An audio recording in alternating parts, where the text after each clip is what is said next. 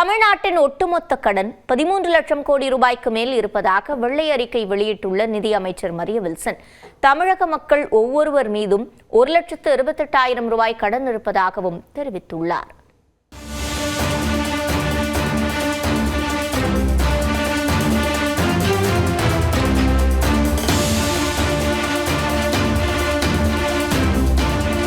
சென்னை தலைமைச் செயலகத்தில் தமிழ்நாட்டின் நிதிநிலை குறித்த 21 பக்கங்கள் கொண்ட வெள்ளை அறிக்கையை நிதியமைச்சர் மரிய வில்சன் வெளியிட்டார். அப்போது பேசிய அவர், பொதுத்துறை நிறுவனங்களின் கடனையும் சேர்த்து தமிழ்நாட்டின் ஒட்டுமொத்த கடன் 13,18,000 கோடி ரூபாய் எனவும் 2025-26 நிதியாண்டில் தமிழ்நாட்டின் வருவாய் பற்றாக்குறை 78,324 கோடி ரூபாயாக உயர்ந்துள்ளதாகவும் கூறினார்.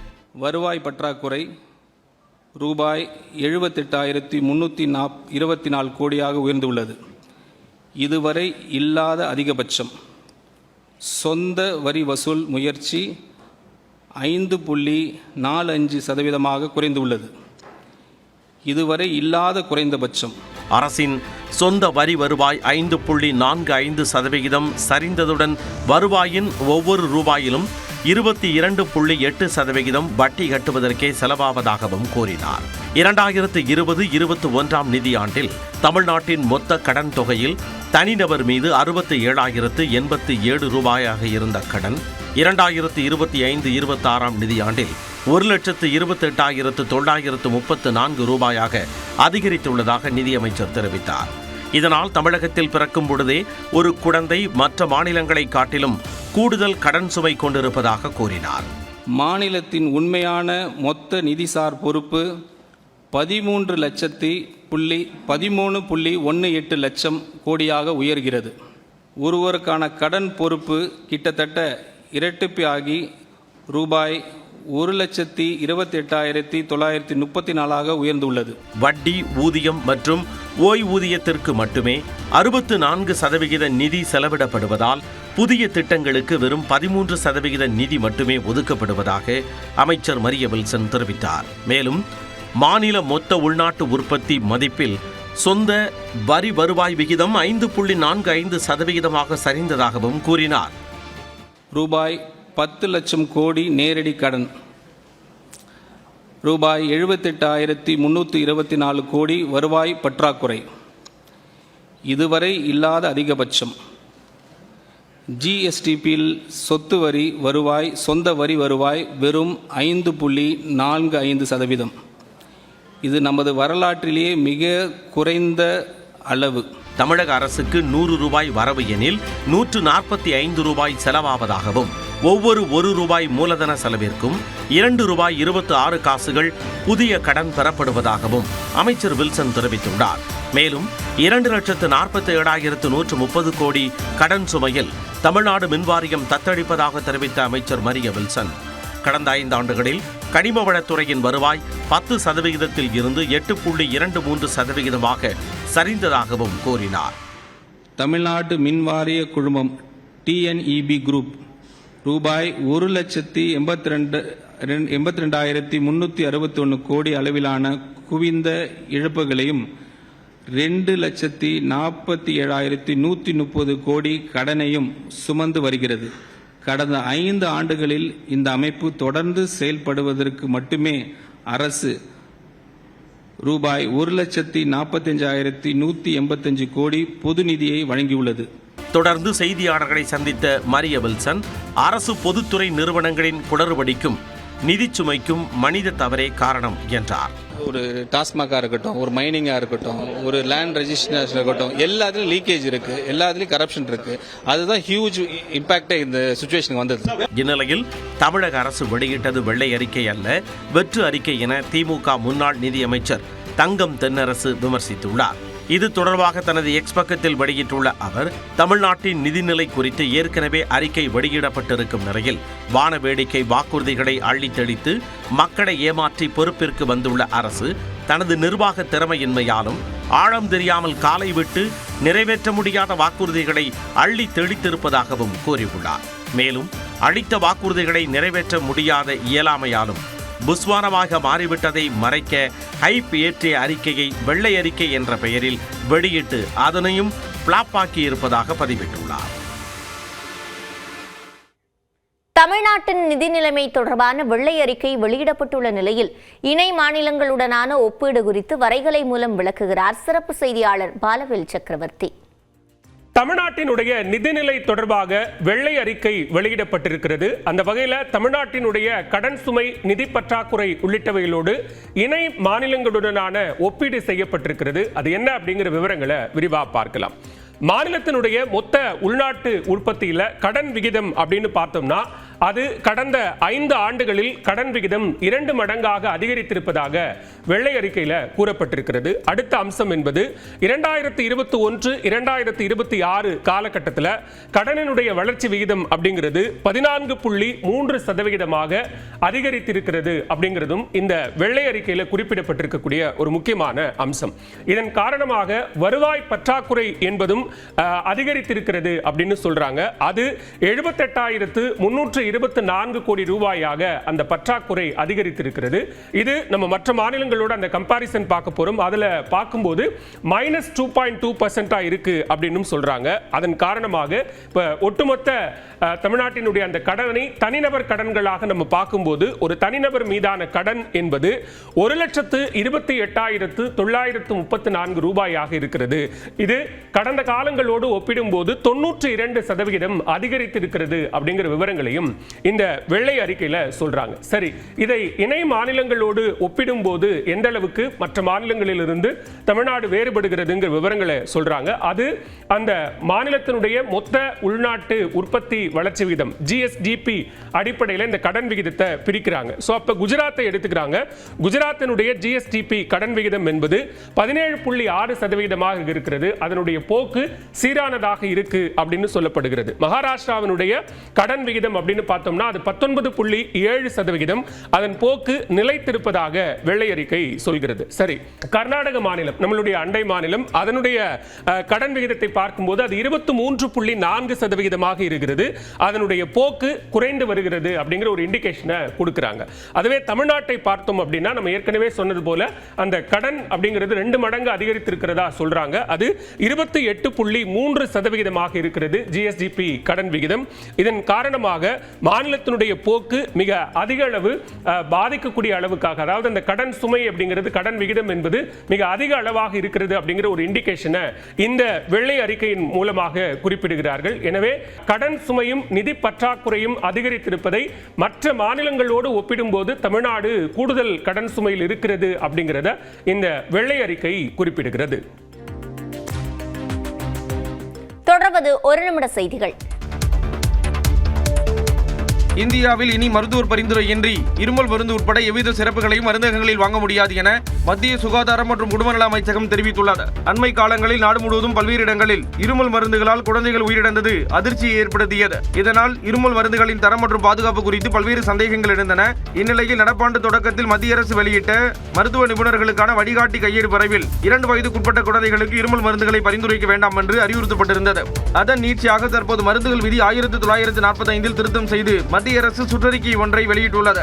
அதன்படி பொதுமக்களுக்கு எளிதாக கிடைக்கக்கூடிய மருந்து வகைப்பட்டியலான அட்டவணை கேயில் இருந்து இருமல் மருந்து உட்பட அனைத்து வகையான சிறப்புகளையும் நீக்கம் செய்வதாக மத்திய அரசு தெரிவித்துள்ளது.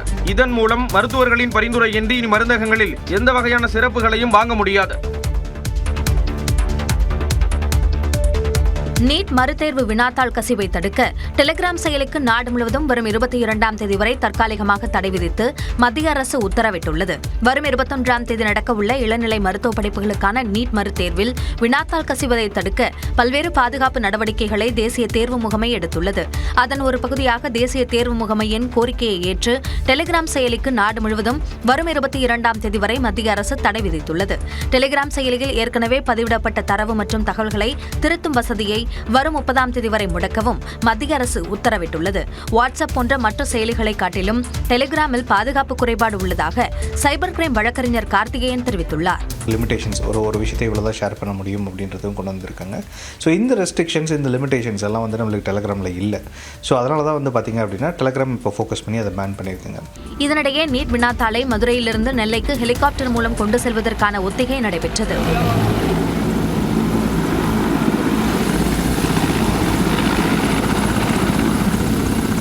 வினாத்தாள் கசிவு உள்ளிட்ட காரணங்களால் கடந்த மாதம் நடத்தப்பட்ட நீட் தேர்வு ரத்து செய்யப்பட்டு வரும் 21ஆம் தேதி மறு தேர்வு நடைபெற உள்ளது குறிப்பிடத்தக்கது. காஞ்சிபுரம், புதுக்கோட்டை, சிவகங்கை, நெல்லை உள்ளிட்ட மாவட்டங்களில் பரவலாக பெய்த மழையால் மக்கள் மகிழ்ச்சி அடைந்தனர். காஞ்சிபுரம் மாவட்டத்தில் உள்ள வாலாஜா மற்றும் சுற்றுவட்டாரத்தில் உள்ள ஐயம்பேட்டை, திம்மராஜன்பேட்டை, தென்னேரி, வாரணாசி உள்ளிட்ட பகுதிகளில் 1 மணி நேரத்திற்கு மேலாக கனமழை பெய்தது. இதனால் குளிர்ச்சியான சூழல் நிலவியதால் மக்கள் மகிழ்ச்சி அடைந்தனர். இதேபோல காஞ்சிபுரம் மாவட்டத்திற்கு உட்பட்ட ஸ்ரீபெரும்புதூர் சுற்றுவட்டாரத்தில் சாரல் மழை பெய்தது. பெரம்பலூர் மாவட்டத்தில் குன்னம், சித்தேடி, அந்தூர், மேலமாத்தூர் உள்ளிட்ட பல்வேறு பகுதிகளில் லேசான மழை பெய்தது. புதுக்கோட்டை மாவட்டத்தில் மாநகர் பகுதிகளில் 1 மணி நேரத்திற்கு மேலாக கனமழை பெய்தது. வெயிலின் தாக்கத்திற்கு மத்தியில் குளிர்ந்த சூழல் நிலவியது. விருதுநகர் மாவட்டம் சிவகாசி சுற்றுவட்டார பகுதிகளில் காற்றுடன் மழை பெய்தது. இந்நிலையில் திருத்தங்கல் KK நகர் குடியிருப்பு பகுதியில் மின்கம்பம் சாய்ந்தது. முன்னதாக மின்சார விநியோகம் துண்டிக்கப்பட்டிருந்ததால் அசம்பாவிதம் தவிர்க்கப்பட்டது. நெல்லை மாவட்டத்தில் மாநகர் மற்றும் சுற்றுவட்டார பகுதிகளில் இடி மின்னலுடன் மழை பெய்தது. இதனால் சாலைகளில் தண்ணீர் தேங்கியது.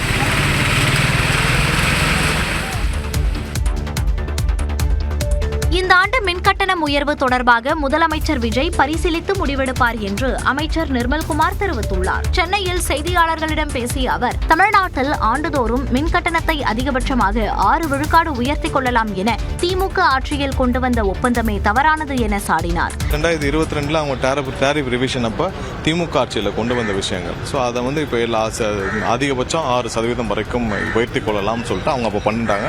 அதன் மூலமாக ஒவ்வொரு வருடமும் அரசையே கேட்காமல் ஆட்டோமேட்டிக்காக கொண்டு வர மாதிரியான ஒரு சட்ட விதிகளை அவங்க பண்ணிட்டாங்க. மின்கட்டண உயர்வு குறித்து மக்களுக்கு பாதிப்பு ஏற்படாத வகையில் நடவடிக்கை எடுக்கப்படும் என்றும் அமைச்சர் உறுதியளித்தார். வருஷமும் என்ன டாரிஃப்ல ஏற்றணும், எவ்வளவு சதவீதம் சொல்லிட்டு எல்லாமே ஃபிக்ஸ் பண்ணி TNE அரசு 2022 போட்ட ஆர்டர்ல இருக்கு. ஸோ அது பொதுமக்களுக்கு பாதிப்பு இல்லாத வகையில் எப்படின்னு சொல்லி நாங்கள் முதல்வரோட ஆலோசிச்சுட்டு ஃபினான்ஸ் செக்ரட்டரி எல்லாத்தையும் பேசிட்டு முதல்வரின் அப்ரூவல் பேர்ல இது அறிவிப்பு வச்சாரு. மின்சாரத்துறை மற்றும் சிறைத்துறையில் தேவையில்லாமல் பணியிட மாறுதல்கள் நடப்பதை தடுத்து நிறுத்தியுள்ளதாகவும் அமைச்சர் நிர்மல்குமார் தெரிவித்தார். மதிமுக பொதுச் செயலாளர் வைகோவை பொதுப்பணித்துறை அமைச்சர் ஆதவ் அர்ஜுனா சந்தித்து பேசினார். சென்னை அண்ணா நகரில் உள்ள வைகோவின் இல்லத்தில் இந்த சந்திப்பு நடைபெற்றது. இது தொடர்பாக தனது எக்ஸ் பக்கத்தில் பதிவிட்டுள்ள ஆதவ் அர்ஜுனா, தமிழ்நாட்டு அரசியலின் முதுபெரும் தலைவரான வைகோவுடன் தமிழ்நாட்டின் நலன் மற்றும் சமூக நீதி அரசியல் பற்றி கலந்துரையாடியதாக பகிர்ந்துள்ளார். இதனிடையே சென்னை கோட்டூர்புரம் அண்ணா நூற்றாண்டு நூலகத்தில் நடைபெற்ற தனியார் பள்ளிகளுக்கான அங்கீகார ஆணைகள் வழங்கும் நிகழ்ச்சியில் பள்ளி கல்வித்துறை அமைச்சர் ராஜ்மோகன் கலந்து கொண்டார். நிகழ்ச்சியில் பேசிய அவர், இனி எந்த அரசியல்வாதிக்கும் ₹1 கூட பணம் கொடுக்காமல் தனியார் பள்ளிகள் தொடர் அங்கீகாரம் தடையின்மை சான்று பெறலாம் என தெரிவித்தார். மேலும் அமைச்சர் பெயரை கூறினாலும் கூட யாரும் பணம் தர வேண்டாம் என்று கேட்டுக்கொண்டார். வரும் 1ஆம் தேதி முதல் இணைய வழியாக மட்டுமே தனியார் பள்ளிகள் அனுமதிகள் பெற வழிவகை செய்யப்படும் என்று அவர் உறுதியளித்தார். நான் நெஞ்சம் நிறைந்து சொல்கிறேன், இனி ரெனவலுக்காகவும் NOCக்காகவும் யாருக்காகவும் எதுக்காகவும் ₹1 நீங்க தர வேண்டாம். எந்த அரசியல் கட்சிக்கும் எந்த அரசியல் பின்புலத்தோடு வந்தாலும் யாரு சொன்னாலும் நம்பாதீங்க. மிக முக்கியமா யாராவது எனக்கு மினிஸ்டர் ரொம்ப நல்லா தெரியும் அப்படின்னு சொன்னா நம்பாதீங்க. அவனுக்கு என்னை தெரியவே தெரியாதுன்னு அர்த்தம். அவனை தூக்கி வெளில போ, கெட் அவுட் சொல்லுங்க. பள்ளி கட்டணத்தை பலகையில் வெளிப்படையாக வெளியிட வேண்டும் என்றும் அமைச்சர் கூறினார். புதுக்கோட்டை மாவட்டம் விராலிமலை சட்டமன்ற தொகுதி MLA பதவியை சி. விஜயபாஸ்கர் ராஜினாமா செய்தார். தேர்தல் தோல்விக்கு பிறகு EPS தலைமையின் மீதான அதிருப்தியால் SP வேலுமணி தலைமையில் 25 MLAக்கள் தனி அணியாக செயல்பட்டு வந்தனர். பின்னர் அங்கிருந்து சிலர் மீண்டும் எடப்பாடி பழனிசாமி பக்கம் திரும்பினர். இசக்கி சுப்பையா, மரகதம் குமரவேல் உள்ளிட்ட 4 MLAக்கள் பதவிகளை ராஜினாமா செய்துவிட்டு தாவேக்காவில் இணைந்தனர். இதனால் SP வேலுமணி அணி வலுவிழந்த நிலையில் நீண்ட பேச்சுவார்த்தைக்கு பிறகு அந்த அணி மீண்டும் எடப்பாடி பழனிசாமியுடன் இணைந்தது. இந்த சூழலில் தனது முடிவை அறிவிக்காமல் இருந்த சி. விஜயபாஸ்கர் தலைமைச் செயலகத்தில் சபாநாயகர் JCD பிரபாகரை சந்தித்து ராஜினாமா கடிதத்தை வழங்கினார். இதனை சபாநாயகர் ஏற்றுக்கொண்டார். ஏற்கனவே 4 பேர் ராஜினாமா செய்த நிலையில் விஜயபாஸ்கரும் ராஜினாமா செய்ததால் சட்டப்பேரவையில் அதிமுக MLAக்கள் எண்ணிக்கை 42ஆக குறைந்தது.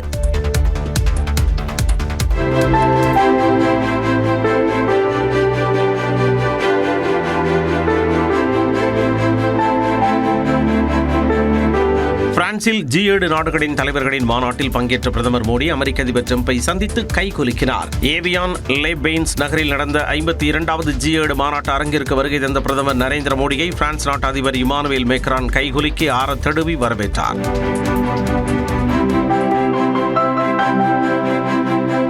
மாநாட்டு அரங்கிற்குள் பிரதமர் மோடியும் அமெரிக்க அதிபர் டொனால்டு டிரம்பும் சந்தித்தனர். அப்பொழுது இருவரும் கைகுலுக்கிக் கொண்டதோடு அதிபர் டிரம்ப் பிரதமர் மோடியின் தோளை தட்டி தனது நட்பை வெளிப்படுத்தினார். பின்னர் புதிய கூட்டாண்மைகளை உருவாக்குதல் மற்றும் சர்வதேச ஒற்றுமையை மீண்டும் கட்டியெழுப்புதல் என்ற தலைப்பிலான அமர்வில் பிரதமர் மோடி பங்கேற்றார். அதைத் தொடர்ந்து G7 உச்சி மாநாட்டின் 2ஆம் நாளையொட்டி உலக தலைவர்கள் பாரம்பரிய முறைப்படி குழு புகைப்படம் எடுத்துக் கொண்டனர். அதிபர் டிரம்ப், பிரான்ஸ் அதிபர் மேக்ரான் உள்ளிட்டோருடன் முதல் வரிசையில் பிரதமர் மோடி இடம் பிடித்திருந்தார். G7 மாநாட்டில் பிரதமர் மோடி பங்கேற்பது இது 13வது முறையாகும். மேலும் அவர் தொடர்ந்து 7வது முறையாக இந்த மாநாட்டில் கலந்து கொண்டுள்ளார் என்பது குறிப்பிடத்தக்கது. அமெரிக்கா ஈரான் இடையேயான போர் நிறுத்த ஒப்பந்தம் சுவிட்சர்லாந்தின் வர்ஜன்ஸ்டாக் பகுதியில் உள்ள ரெசார்ட்டில் நாளை மறுதினம் கையெழுத்தாகும் என்று சுவிட்சர்லாந்து அரசு அறிவித்துள்ளது. ஈரான் மீது அமெரிக்கா மற்றும் இஸ்ரேல் படைகள் தாக்குதல் நடத்தி வந்த நிலையில் பாகிஸ்தான் மற்றும் கத்தார் நாடுகளின் மத்தியஸ்த நடவடிக்கைகளை தொடர்ந்து அமைதி ஒப்பந்தம் தயாராகியுள்ளது. இந்நிலையில் பிரான்சில் G7 மாநாட்டின் இடையே ஐக்கிய அரபு அமீரகத்தின் அதிபர் ஷேக் முகமது பின் ஜயத் அல் நஹ்யானுடன் செய்தியாளர்களிடம் பேசிய அமெரிக்க அதிபர் டொனால்டு டிரம்ப் ஒப்பந்தத்தில் இடம்பெற்றுள்ள அம்சங்களை பொதுவெளியில் விரைவில் வெளியிட உள்ளதாக தெரிவித்தார். இந்த ஒப்பந்தத்தின் ஈரானிடம் அணு ஆயுதங்கள் முற்றிலும் இருக்காது என்றும் அவர் தெரிவித்தார். We just signed a deal with Iran and this country was a very powerful ally and good things are happening. The ships are starting to move now. We're going to have it fully open by Friday. இந்நிலையில் இரு நாடுகளுக்கும் இடையே ஒப்பந்தம் கையெழுத்திடும் நிகழ்வு சுவிட்சர்லாந்தின் வர்ஜன்ஸ்டாக் பகுதியில் உள்ள ரெசார்ட்டில் நாளை மறுதினம் நடைபெறும் என சுவிட்சர்லாந்து வெளியுறவு அமைச்சகம் அறிவித்துள்ளது. அமெரிக்கா ஈரான் இடையே ஒப்பந்தம் கையெழுத்தாகும் நிலையில் மத்தியஸ்த நாடுகள் என்ற அடிப்படையில் பாகிஸ்தான் மற்றும் கத்தார் நாடுகளின் பிரதிநிதிகள் கலந்து கொள்வார்கள் என்றும் அறிவிக்கப்பட்டுள்ளது.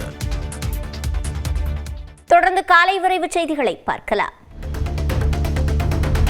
நாமக்கலில் முட்டை கொள்முதல் விலை மேலும் 5 காசுகள் உயர்ந்த நிலையில் 6 நாட்களில் மட்டும் 50 காசுகள் விலை அதிகரித்துள்ளது.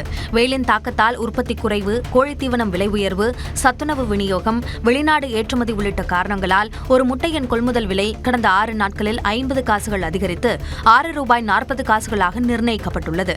இதனால் சில்லறை விற்பனையில் ஒரு முட்டையின் விலை ₹8 மேல் விற்பனையாக கூடும் என்று அஞ்சப்படுகிறது.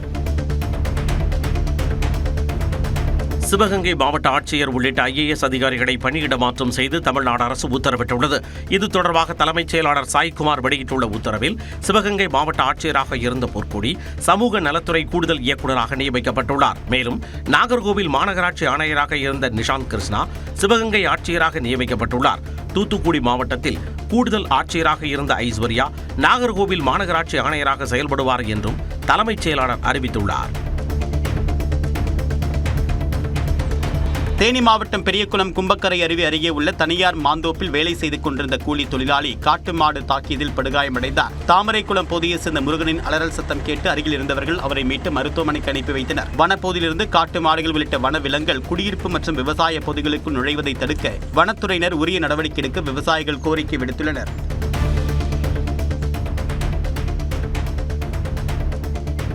மானாமதுரை இளைஞர் ஆகாஷ் உயிரிழப்பு வழக்கில் உடற்கூராய்வு செய்யப்பட்ட அவருடைய உடல் 110 நாட்களுக்கு மேலாக மதுரை அரசு ராஜாஜி மருத்துவமனையில் வைக்கப்பட்டிருக்கும் நிலையில் பெற்றோர் உடலை பெற்றுக்கொள்ள முன்வராததால் உடலை கண்ணியமான முறையில் நல்லடக்கம் செய்ய மதுரை மாவட்ட ஆட்சியர் உள்ளிட்ட அதிகாரிகள் உடனடியாக நடவடிக்கை எடுக்க வேண்டும் என்று உயர்நீதிமன்ற மதுரை கிளை உத்தரவிட்டுள்ளது.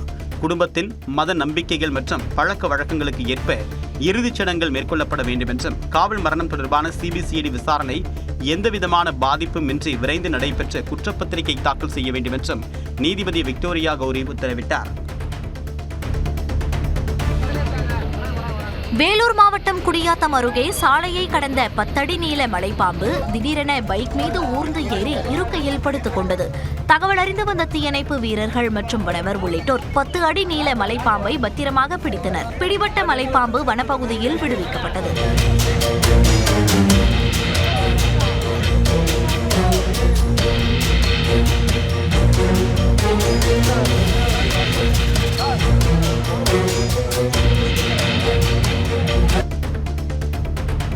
நீலகிரி மாவட்டம் கோத்தகிரியில் உள்ள உணவகத்தில் சிக்கனுடன் கெட்டுப்போன மயோனஸ் வழங்கியதாக கூறி கடை உரிமையாளரிடம் வாடிக்கையாளர் வாக்குவாதத்தில் ஈடுபட்டார். வினோத் என்பவர் தனது மனைவி மற்றும் குழந்தையுடன் கோத்தகிரி பகுதியில் உள்ள ஒரு உணவகத்தில் கீ ரைஸ், கெபாப் சிக்கன் மற்றும் மயோனஸ் உண்டுள்ளார். இதில் வினோத்துக்கு வாந்தி மற்றும் தலைச்சுற்றல் ஏற்பட்டதால் அரசு மருத்துவமனையில் சிகிச்சைக்கு அனுமதிக்கப்பட்டுள்ளார்.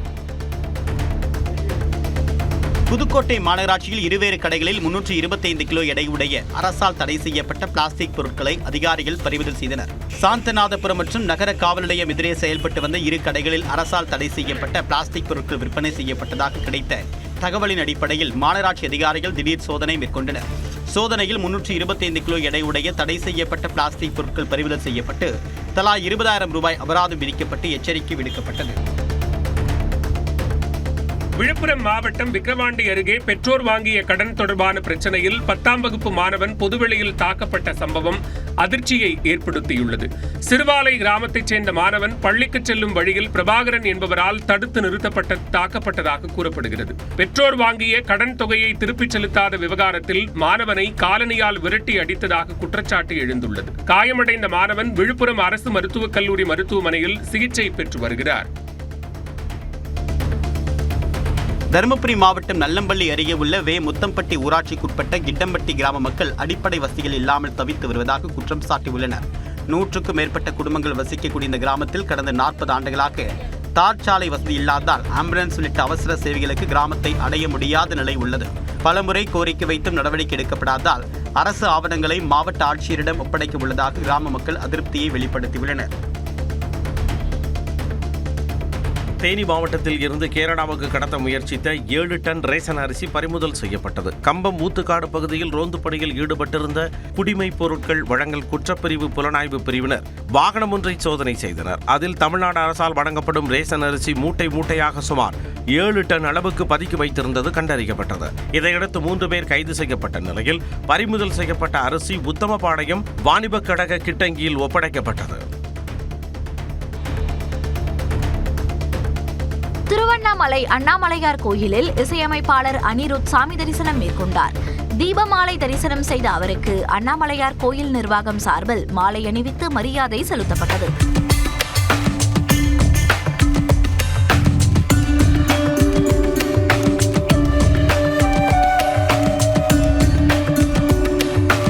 சிறியவர்கள் முதல் பெரியவர்கள் வரை பலரும் அனிருத்துடன் புகைப்படம் எடுத்துக் கொண்டனர்.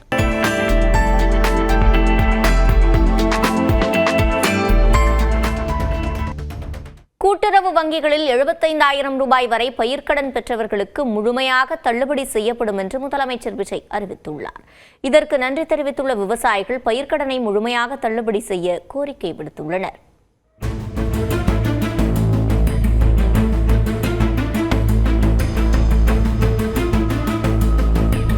கூட்டுறவு வங்கிகள் மூலம் பயிர்க்கடன் பெற்ற சிறு குறு விவசாயிகளுக்கு தலா 50,000 ரூபாய் தள்ளுபடி செய்யப்படும் என முதலமைச்சர் விஜய் கடந்த மாதம் 25ஆம் தேதி அறிவித்திருந்தார். அதன்படி குறு விவசாயிகளுக்கு 5,000 ரூபாயில் இருந்து 50,000 ரூபாய் வரையிலும், சிறு விவசாயிகளுக்கு 5,000 ரூபாயில் இருந்து 25,000 ரூபாய் வரையும் அவர்கள் வாங்கிய கடன் தொகைக்கு ஏற்ப தள்ளுபடி செய்யப்படும் நிலை இருந்தது. இதர பெரு விவசாயிகளுக்கு தலா 5,000 ரூபாய் மட்டும் பயிர்க்கடன் தள்ளுபடி செய்யப்படும் என தெரிவிக்கப்பட்டிருந்தது. இந்நிலையில் கூட்டுறவு வங்கிகளில் 75,000 ரூபாய் வரை பயிர்க்கடன் பெற்றவர்களுக்கு முழுமையாக தள்ளுபடி செய்யப்படும் என முதலமைச்சர் விஜய் தற்பொழுது அறிவித்துள்ளார். இது தொடர்பாக தமிழ்நாடு அரசு வெளியிட்டுள்ள செய்திக்குறிப்பில், கூட்டுறவு வங்கிகளில் விவசாயிகள் பெற்ற 75,000 ரூபாய் வரையிலான பயிர்க்கடன் சிறு குறு பெரு விவசாயிகள் என்ற பாகுபாடின்றி முழுமையாக தள்ளுபடி செய்யப்படும் என தெரிவிக்கப்பட்டுள்ளது. 75,000 ரூபாய்க்கு மேல் கடன் பெற்ற விவசாயிகளுக்கு 35,000 ரூபாய் பயிர்க்கடன் தள்ளுபடி செய்யப்படும் எனவும் அறிவிக்கப்பட்டுள்ளது. இதன் மூலம் கடந்த ஆண்டு மே 1ஆம் தேதி முதல் கடந்த பிப்ரவரி 28ஆம் தேதி வரை பயிர்க்கடன் பெற்ற குறு சிறு மற்றும் இதர பெரு விவசாயிகள் என 14,43,000 பேர் பயன்பெறுவார்கள். இதனால் அரசுக்கு 5,932 கோடி ரூபாய் கூடுதல் செலவினம் ஏற்படும் என தமிழ்நாடு அரசு தெரிவித்துள்ளது.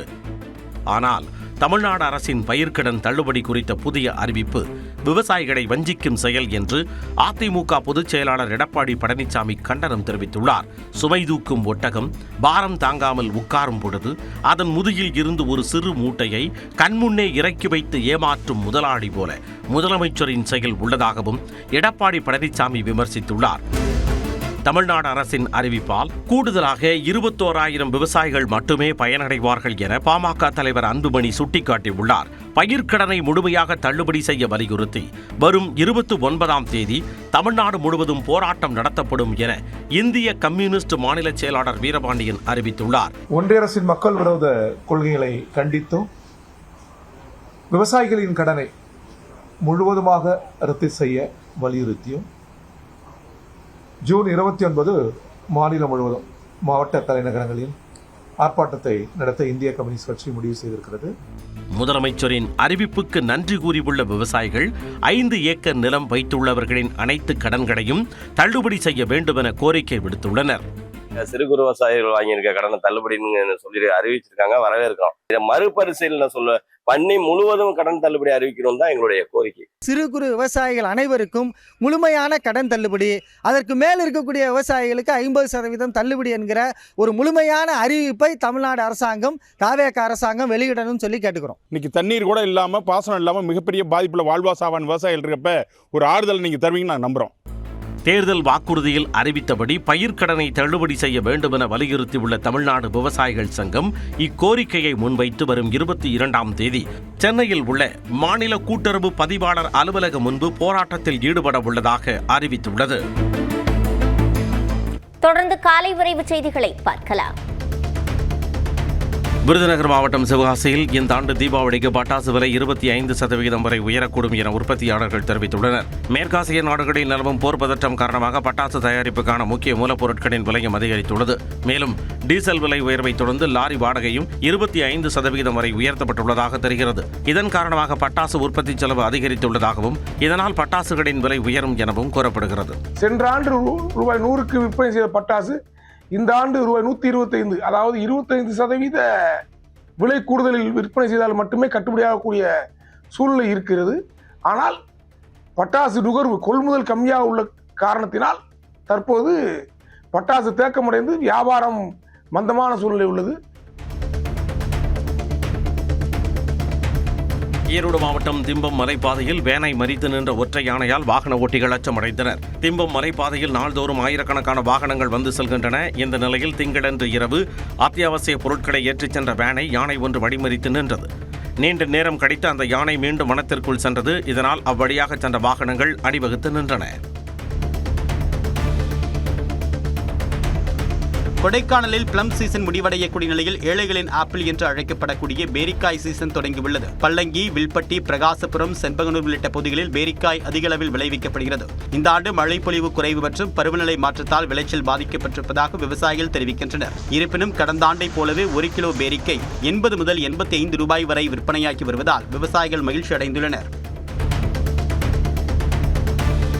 திருநெல்வேலி மாவட்டம் கல்லணை அரசு பள்ளியில் மாணவ மாணவிகளுக்கான போக்சோ சட்டம் மற்றும் குழந்தைகள் பாதுகாப்பு குறித்த விழிப்புணர்வு நிகழ்ச்சி நடைபெற்றது. இந்த நிகழ்ச்சியில் திருநெல்வேலி மாவட்ட முதன்மை நீதிமன்ற நீதிபதி வெங்கடவரதன், போக்சோ வழக்குகளுக்கான சிறப்பு நீதிமன்ற நீதிபதி சுரேஷ்குமார் ஆகியோர் பங்கேற்று மாணவர்கள் மத்தியில் விழிப்புணர்வு உரையாற்றினர். மேலும் தங்களுக்கு ஏற்படும் பிரச்சினைகள் குறித்து அச்சமின்றி பெற்றோர்கள், ஆசிரியர்கள் மற்றும் சம்பந்தப்பட்ட அதிகாரிகளிடம் தெரிவிக்க வேண்டும் என நீதிபதிகள் அறிவுறுத்தினர். தாவேக அரசை கண்டித்து ஜூன் 20ஆம் தேதி செங்கல்பட்டு தேரடி வீதியில் அதிமுக சார்பில் பொதுக்கூட்டம் நடைபெறும் என்று அறிவிக்கப்பட்டுள்ளது. இதுகுறித்து அதிமுக பொதுச் செயலாளர் எடப்பாடி பழனிசாமி வெளியிட்டுள்ள அறிக்கையில், தமிழ்நாட்டில் நடைபெற்று வரும் மக்கள் விரோத செயல்களை தடுத்து நிறுத்துவதில் தாவேக அரசு மெத்தனமாக செயல்படுவதாக குற்றம் சாட்டி கண்டனம் தெரிவித்துள்ளார். அறிவிக்கப்படாத மின்வெட்டுக்கு தீர்வு காணவும், பாலியல் வன்கொடுமைகளை கடுமையாக ஒடுக்கவும், தேர்தல் வாக்குறுதியின்படி விவசாயிகளின் கூட்டுறவு வங்கி பயிர்க்கடன்களை தள்ளுபடி செய்யவும் அரசை வலியுறுத்தி பொதுக்கூட்டம் நடைபெறும் என்று தெரிவித்துள்ளார். தென்காசி மாவட்ட அணைகளில் நீர்மட்டம் உயர்ந்து வரும் நிலையில் கார்பருவ சாகுபடிக்காக கடைமடை பகுதிகளுக்கு தண்ணீர் சீராக சென்றடைய பாசன கால்வாய்களை உடனடியாக தூர்வார வேண்டும் என விவசாயிகள் கோரிக்கை விடுத்துள்ளனர். கால்வாய்கள் பராமரிக்கப்படாததால் பாசன நீர் விநியோகத்தில் பாதிப்பு ஏற்படும் அபாயம் உள்ளதாக அதிகாரிகள் உடனடி நடவடிக்கை எடுக்க வேண்டும் என வலியுறுத்தியுள்ளனர். மக்கள் நலத்திட்டங்கள் தேவையில்லாதவர்களுக்கும் செல்வதை தடுத்தால் தமிழ்நாட்டின் கடன் சுமையை குறைக்கலாம் என பொருளாதார நிபுணர் சோமவள்ளியப்பன் தெரிவித்துள்ளார். இது தொடர்பாக நியூஸ் 18 தமிழ்நாட்டிற்கு அவர் அளித்த நேர்காணலை பார்க்கலாம். 28% என்பது ஓரளவுக்கு கட்டுக்குள்ளே இருக்கிறது தான். பொருளாதாரம் தொடர்ந்து வளர்ச்சி அடைஞ்சு கொண்டே இருக்கிற பட்சத்தில் இது நம்ம கைமீறி போன ஒரு பெரிய ஆபத்தாக நினைக்க வேண்டாம். ஆனால் இது தொடர்ந்து அதிகரிக்க வேண்டாம். இப்போ அவர்கள் சொல்கிற வழிமுறைகள் நாங்கள் இந்த புதிய திட்டங்கள் எல்லாவற்றையும் செய்வோம், படிப்படியாக செய்வோம், ஆனால் அதற்காக பெரிய அளவில் கடன் வாங்க மாட்டோம் என்று சொல்லுகிறார்கள். அது எப்படின்னு கேட்டால் அவங்க என்ன சொல்கிறாங்க, நாங்கள் அதை இப்போ நடைமுறையில் இருக்கிற நிர்வாக சீர்கேடுகளை சரி செய்தாலே, அல்லது பணம் வீணாக போய்கிட்டு இருக்கிறது, பல்வேறு லீக்கேஜ்னு சொல்கிறாங்க, அதை ஊழலா அது என்னன்னு தெரில, அதையெல்லாம் நாங்கள் கட்டுப்படுத்தினால் சரியாகிடுங்கிறாங்க. அப்படியெல்லாம் செய்தால் ஒரு 2-3 ஆண்டுகளில் இந்த தொகையில் பாதி மீட்கலாம் அவங்களால. குறைஞ்சபட்சம் இதை பற்றி இப்போது ஒரு விழிப்புணர்வு வந்திருக்கும் மக்களுக்கு. பொதுவாக எல்லா ஒட்டுமொத்த அரசியல் கட்சிகளையுமே தேர்தல் நேரங்களில் வாக்குறுதிகள் கொடுக்கிற பொழுது ஒரு ஒன்றுக்கொன்று போட்டி காரணமாக பெரிதாக கொடுத்து விடுகிறார்கள். அதுக்கப்புறம் அவர்கள் செயல்படுத்த முடியவில்லை என்றால் எதிர்க்கட்சியாக இருக்கிறவங்க அவங்கள தொந்தரவு கொடுத்து எப்படியாவது பண்ணுங்கிறாங்க. இப்படியே நம்ம நாட்டில் நம்ம ஒரு கட்டுமானங்களுக்கு செய்ய வேண்டிய கேபிட்டல் எக்ஸ்பெண்டிச்சர் செய்ய வேண்டிய பல பணங்கள் தேவையானவர்களுக்கும் தேவையில்லாதவர்களுக்குமாக போய்விடுகிறது. தேவையில்லாதவர்களுக்காக போவதை கட்டுப்படுத்துவார்கள் என்று எதிர்பார்ப்போம். அதாவது இப்போ மின்சாரமோ பேருந்தோ அல்லது இவர்கள் கொடுக்குற உதவித்தொகைகளோ சரியானவர்களுக்கு இன்னும் கூட கூடுதலாக கொடுக்க முடியும். இவர்களுக்கு தேவையில்லாதவர்களுக்கு கொடுக்கறதை கட் பண்ணணும். இப்போ தேவையில்லாதவர்களையும் ஒரு ஓட்டு அரசியலுக்காக கொடுக்குற ஒரு நிர்பந்தத்தில் எல்லா கட்சிகளையுமே மாட்டிக்கொண்டிருக்கின்றன. அது தமிழகத்தினுடைய நிதி நிலைமைக்கு அவ்வளவு சரியில்லை.